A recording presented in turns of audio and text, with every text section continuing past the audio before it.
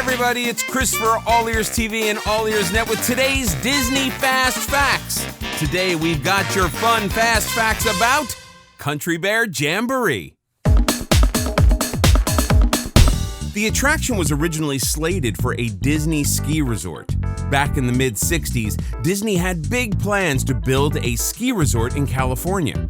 In addition to the ski slope, the resort would have included a 5-story hotel with over 1,000 rooms, a movie theater, general store, ice rinks, tennis courts, and a variety show featuring a band of bears that appeared to have wandered in from the surrounding forest. This was one of the last projects Walt Disney worked on. In September of 1966, Disney held a press conference to announce the ski resort project, and just 3 months later, Walt died. It was just before passing that Imagineer Mark Davis showed Walt the original sketches for the bears.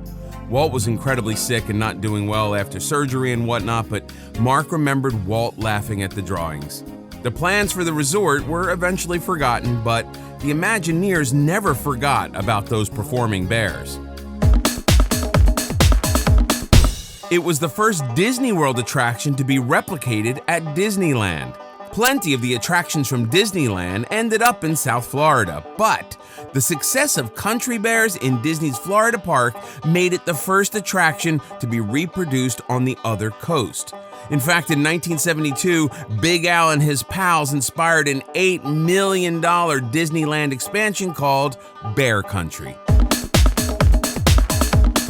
Did you know there was a Country Bears Christmas show?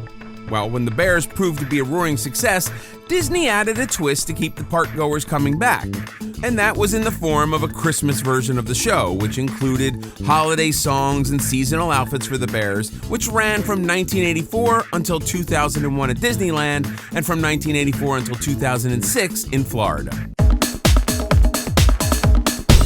Christmas isn't the only time Imagineers tinkered with the show. They also created the Country Bear Vacation Hoedown, a version that replaced the original country songs with tunes like California Bears, Thank God I'm a Country Bear, and On the Road Again, which they didn't work the word bear into. If you have fond memories of bears in bikinis and Hawaiian shirts, you need only to hop on a plane to satisfy your nostalgia, because Vacation Jamboree is still playing at Tokyo Disneyland. Disneyland's Winnie the Pooh ride contains a reference to the Country Bears.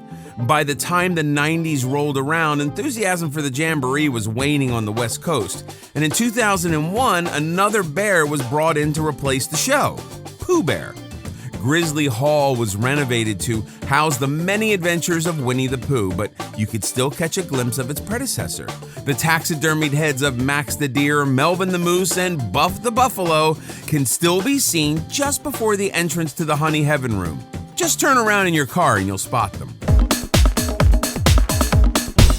After the show closed in Disneyland in 2001, rumor has it that Big Al, the sad sack bear who plays guitar, was stripped down to his animatronic skeleton and given new life as Oogie Boogie from Nightmare Before Christmas. He appears seasonally in the Haunted Mansion holiday overlay.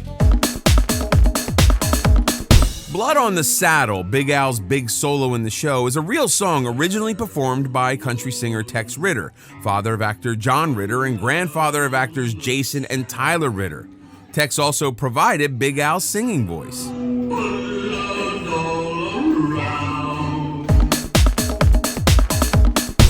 The original show was sponsored by Pepsi and Frito-Lay. Even though the sponsorship only lasted 10 years, the show script contained a reference to the Pepsi sponsorship until the 2012 refurbishment. Henry's line at the beginning of the show, "Just refrain from hibernating and we'll all enjoy the show because we've got a lot to give." That was a nod to Pepsi's old slogan, "You've got a lot to live, Pepsi's got a lot to give." Country Bear Jamboree was one of the opening day attractions on October 1st, 1971, when the Magic Kingdom first opened its doors. It was an original attraction for Disney and one of the few attractions in Frontierland for guests to enjoy at the time of opening. It was also an e-ticket attraction for that time. It's remained in operation ever since, excluding when it has been down for refurbs. During the major refurbishment in 2012, the attraction was shortened in length. It used to run around 16 minutes and it went down to 11 minutes. They were able to decrease the runtime for the attraction by simply removing a couple of songs. There are 5 stages with a cast of 18 audio animatronic bears that appear on the various stages and also rise up through the floor and drop from the ceiling. 4 of the stages are actually turntables with multiple animatronics. As each scene finishes, the turntable revolves behind the curtains and another character will be present on the stage when the curtain opens again. Approximately 1/3 of each turntable is always visible to the guests, while the remaining 2/3 emerge into a backstage area where maintenance can be carried out on the animatronics. Should minor maintenance be necessary during the show, stagehands have approximately a 15 to 120 second time span between scenes to make any repairs or adjustments before the turntables move next. Here's some quick tips for Country Bear Jamboree. The show is good for all ages and heights. The show is a continuous attraction, so the longest you'll have to wait is, well, about 11 minutes. Guests may remain in wheelchairs and ECVs. They call the show a hootenanny.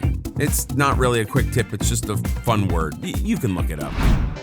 And there's your Disney Fast Facts about Country Bear Jamboree. What are your thoughts on this attraction? Is it a must-do? Is it one of those traditions you just can't let go of? Let us know in the comments.